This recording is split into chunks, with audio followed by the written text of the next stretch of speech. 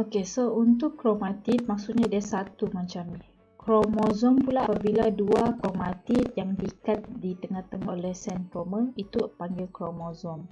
Kemudian yang seterusnya apabila sepasang kromosom, maksudnya kromosom 1, kromosom 2 itu dipanggil sebagai kromosom homolog. Okey, jadi ini adalah kromatid, kromosom dan kromosom homolog.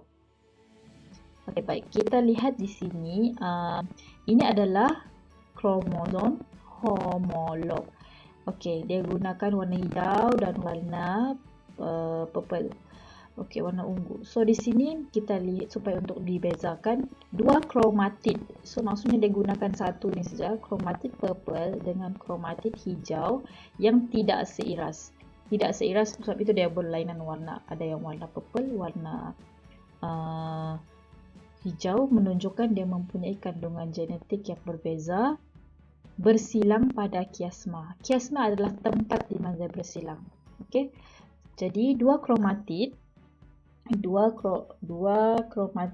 ini adalah kromosom. Kromosom ada di bawah lah. Okey, kromosom. So kromosom dan satu ini adalah kromatid. Okey, jadi dua kromatid daripada tidak seiras berpindah silang atau bersilang pada kiasma. Kemudian apa tujuan dia bersilang? Untuk dia bertukar kandungan genetik.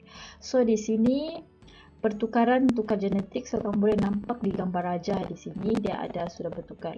Bila maksudnya bertukar genetik, dia bertukar bahan genetik. Bila bertukar, dia sudah tidak lagi seperti asal, maka dia panggil sebagai mempunyai kandungan genetik yang baru.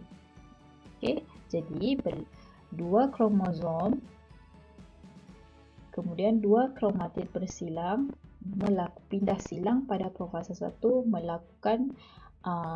melakukan pindah silang pertukaran genetik dan akhirnya menghasilkan dua kromosom dengan genetik yang baru, maka berlakulah variasi. Jadi itu maksudnya penggabungan semula genetik melalui pindah silang pada profasa 1 semasa meiosis.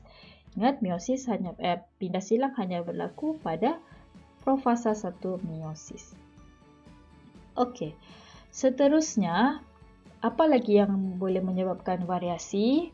Okey, yang kedua ialah penyusunan rawak kromosom homolog. So di sini ingat perkataan kromosom homolog. Okey, kromosom homolog ini berlaku semasa sama juga meiosis 1, tapi penyusunan, kita tahu benda yang tersusun dalam kromosom homolog ni ialah pada peringkat metafasa 1.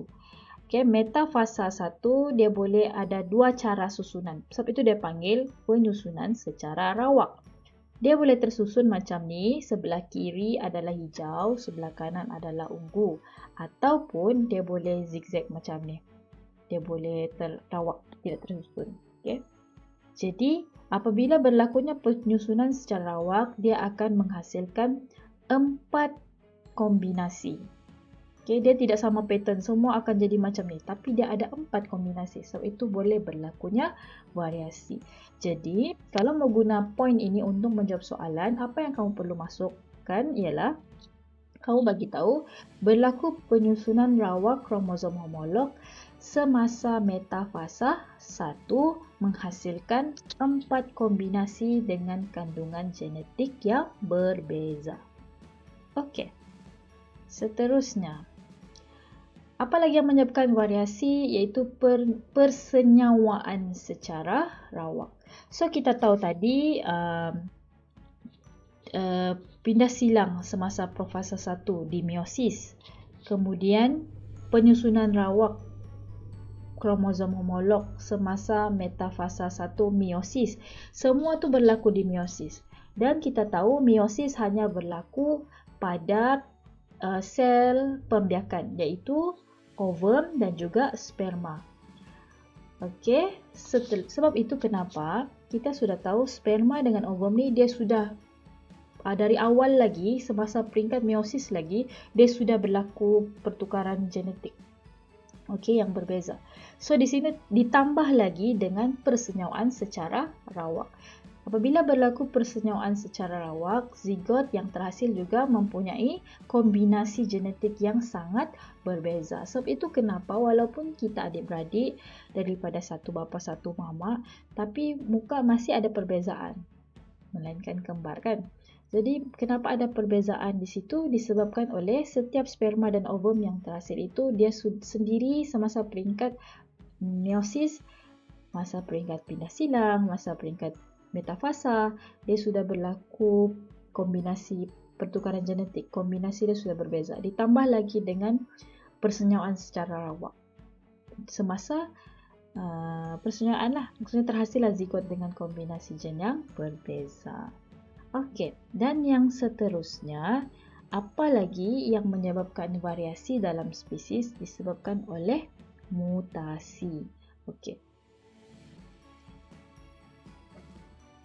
So, mutasi ini adalah definisi perubahan secara spontan dan rawak pada kandungan genetik.